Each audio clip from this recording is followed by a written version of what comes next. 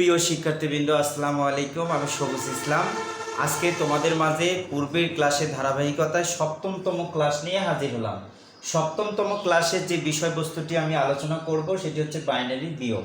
তা বাইনারি বিয়োগ বেসিক নিয়মে যে করতে গেলে যে তিনটি রুলস আমাদের ফলো করতে হবে, সেই তিনটি রুলস আমি এখানে লিখে রেখেছি। দেখো, নিয়মগুলো হচ্ছে: 1 নম্বরে উপরের ও নিচের সংখ্যা সমান হলে ফলাফল শূন্য হবে। 2 নম্বর হচ্ছে নিচের চেয়ে উপরের সংখ্যা বড় হলে সাধারণ নিয়মে বিয়োগ করব। 3 নম্বর হচ্ছে নিচের চেয়ে উপরের সংখ্যা ছোট হলে উপরের সংখ্যার সাথে বেজ যোগ করে নিচের সংখ্যা বিয়োগ করব। এখানে ক্যারি 1 হবে। তাহলে এখানে বেসিক যে নিয়মটি হচ্ছে দুটি সংখ্যা সমান হলে ফলাফল 0, নিচের চেয়ে উপরের সংখ্যাটি যদি ছোট হয় তাহলে উপরের সংখ্যার সাথে বেজ যোগ করব, নিচের সংখ্যাটি বিয়োগ করব, এবং উপরের সংখ্যার চেয়ে যদি নিচের সংখ্যাটি ছোট হয় তাহলে নিচের সংখ্যা ও সাধারণ নিয়মে বিয়োগ করব আর কি। দেখো, এক্সাম্পল 1 1 0 1 0 1 1 1 0 1 0।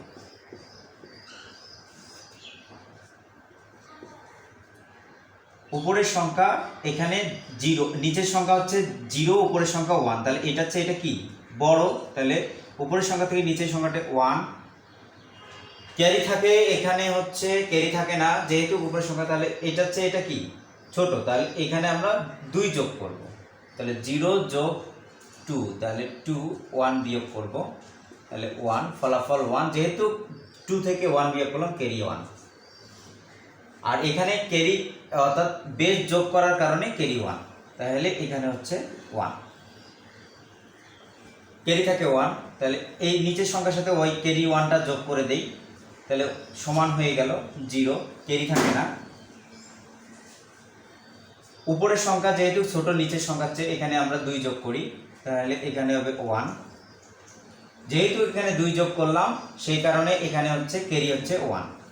তা এইখানে আমরা যদি ওই ক্যারি 1টা যোগ করি তাহলে নিচের সংখ্যাটা হচ্ছে 2, আর উপরের সংখ্যাটি যেহেতু ছোট তাহলে 1 এর সাথে 2 যোগ করলে কত হবে 3। তাহলে আমরা 3 থেকে যদি 2 বিয়োগ করি তাহলে হচ্ছে 1। যেহেতু আমরা এখানে বিয়োগ করলাম, ক্যারি থাকলো 1, তাহলে এখানে 1 এখানে 1, এটা হলো অ্যান্সার। তোমরা কাজ করতে পারো। 1 0 1 0 1 1 বিয়োগ 1 1 0 1 0 1